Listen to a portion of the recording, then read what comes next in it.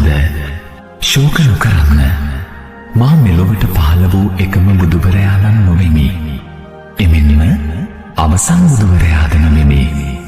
මේ මහා භද්‍ර කල්පය තුළම තවත් එක් බුදුවරයෙකු පහළ වන්නේය. උන්වහන්සේ ශීලයෙන් අනුමය, බුද්ධේ ඵලයෙන් අග්‍රය, මානව දයාවේ ප්‍රතිමූර්තිය වන්නෝය. අත්‍යන්ත සත්‍ය පහදා දෙසා වදාරනු ඇත. නැවත බුදුසසුනක් අරඹනු ඇත. එහි ආරම්භයේද අවසානයේද එකසේ දීප්තිමත්ය. උන්වහන්සේ මනා පැවතුම් ඇති සපුරා පූජනීය වූ ශාස්ත්‍රූවරයෙකි. මගේ අනුගාමික ශ්‍රාවකයෝ දහස් ගණනකි. එහෙත් මේ භද්‍ර කල්පයෙහි අවසන් බුදුවරයාගේ අනුගාමික ප්‍රජාව අසීමිතය, අනන්තය, අසංඛ්‍යය. උන්වහන්සේ මෛත්‍රී බුදුරදුන් ලෙස දත